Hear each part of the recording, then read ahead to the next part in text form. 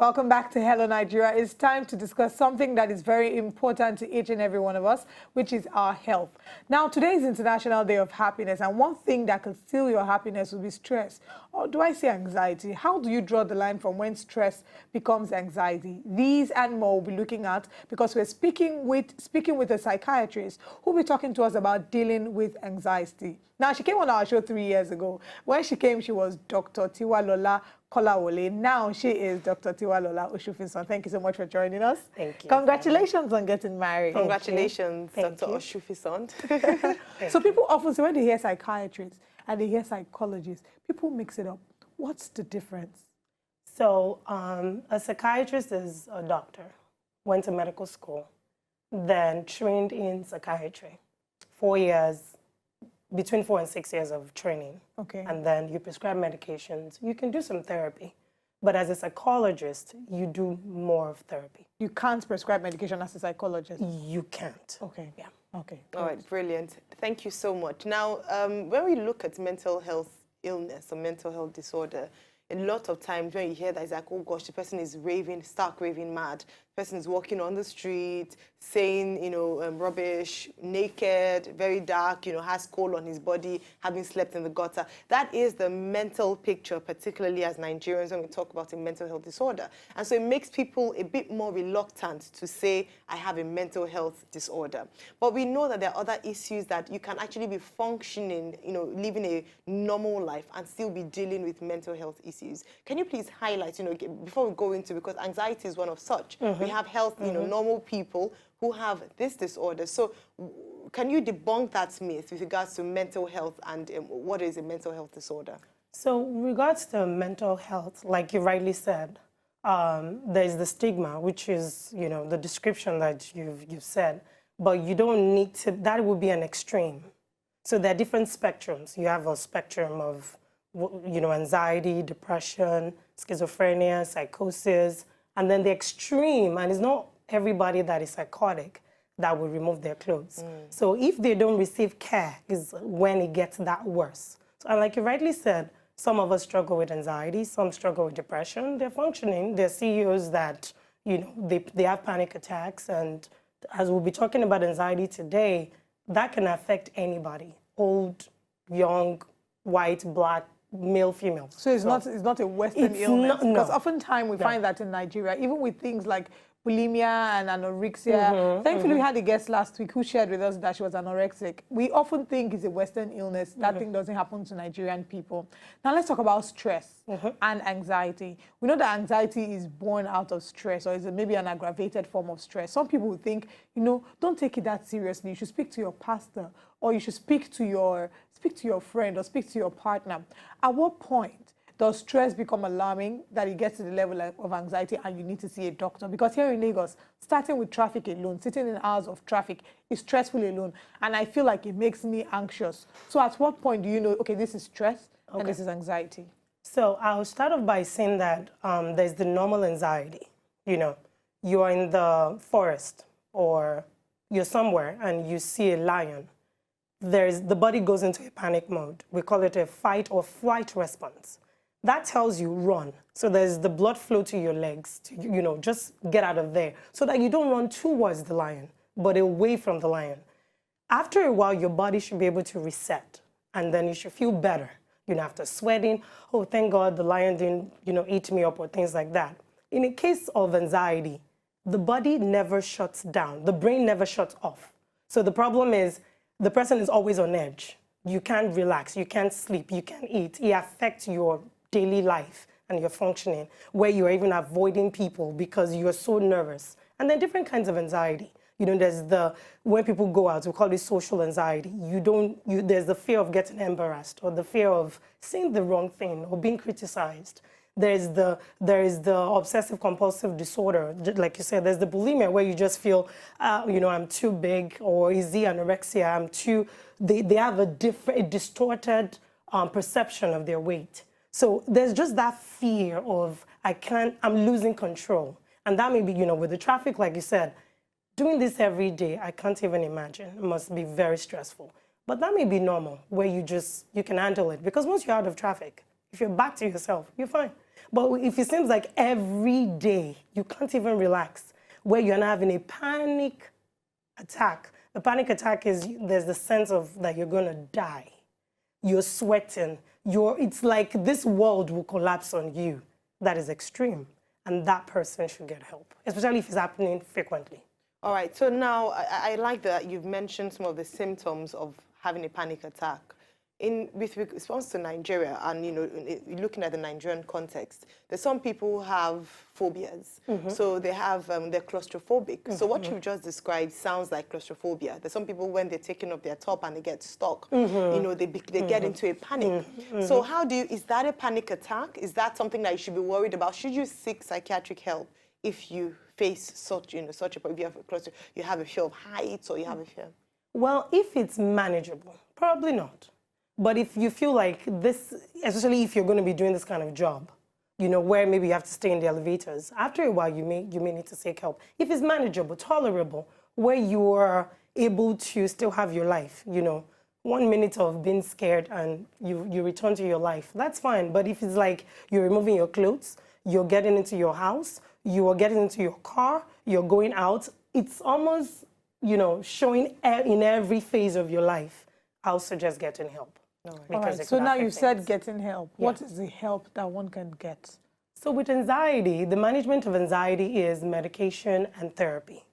So the medication because if you're anxious, your mind is racing. You can't think clearly. It's just one thing to another.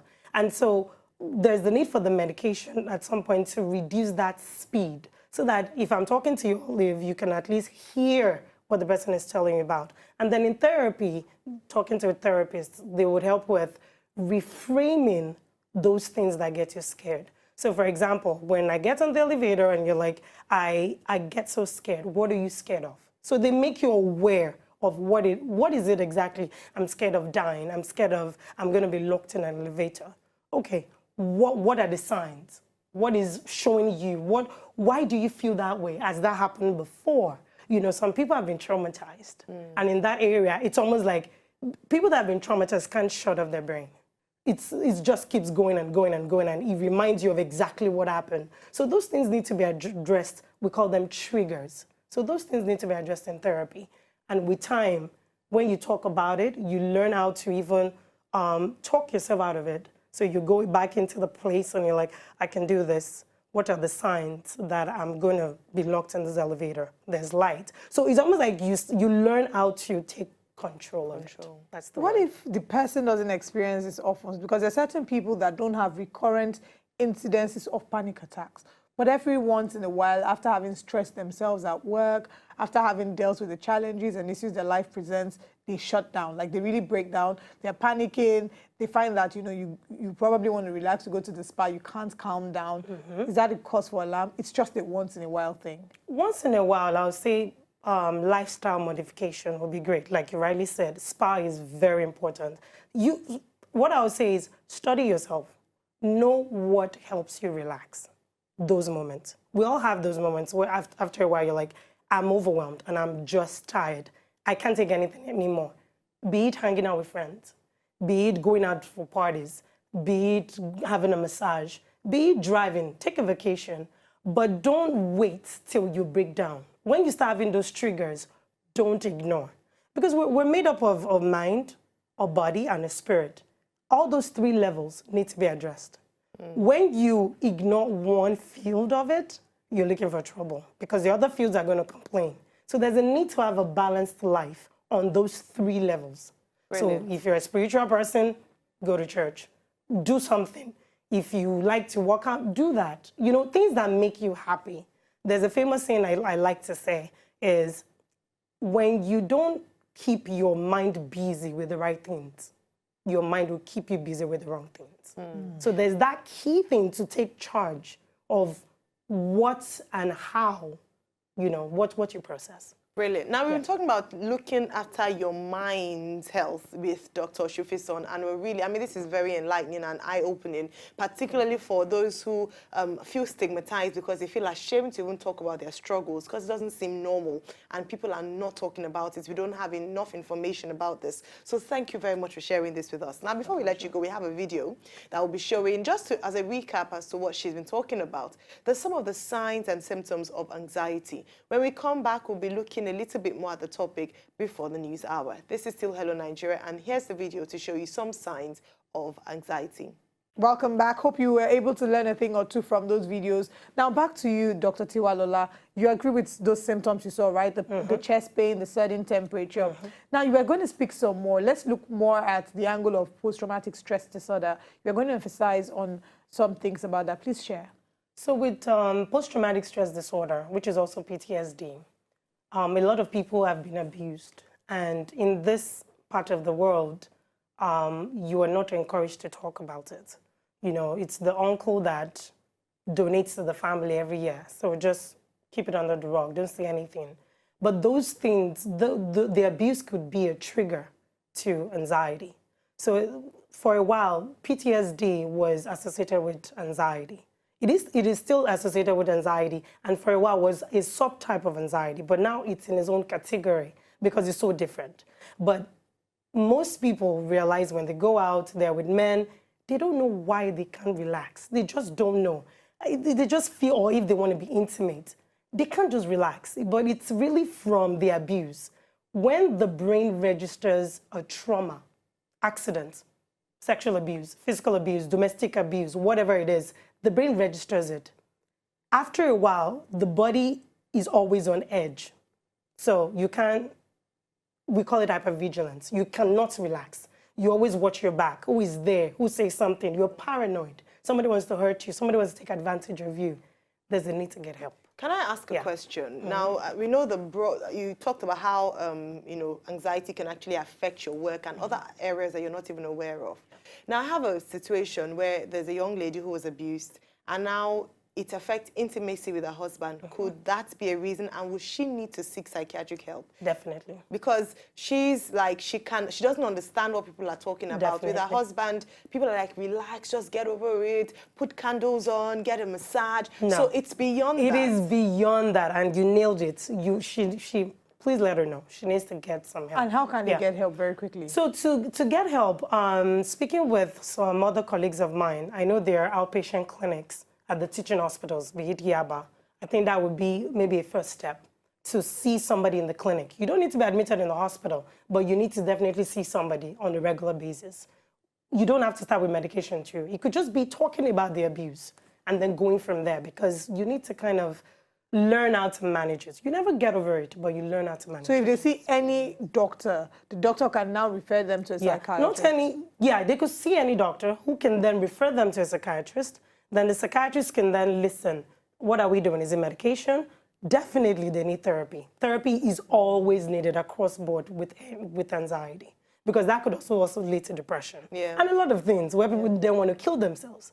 And then in some cases, some people manage it by using drugs and alcohol. Or trying to kill other people. Or trying to kill other people. So how there's can a people need. follow you? I think there are many people who might want to ask questions that won't want to talk to someone else. How can they follow you on social media? So I'm on Instagram under Tiwalola KY. So people can send me information, and then we can go from there. Brilliant. Thank you so much. Thanks for having you me. Indeed. You've opened a box that many people don't like to even go into the cupboard to look at. So really, really grateful to you. And don't forget, you can follow Dr. Tiwalola on her Instagram page. It's been scrolling on your TV screens as well. Please avail yourself of information and get free from your mind, you know, from things that have plagued your mind for so long. This is still Hello Nigeria. We're not going anywhere yet. When we come back, we have something or someone who's going to be speaking about something that can help you relax your mind and your spirit, man. Music is a very powerful tool. And Kunle Meshida will be speaking to us about this after the news break. Stay tuned. To enjoy more of these our Ogbonge videos when you just watch, press this button to subscribe on top of our YouTube page. You go love her.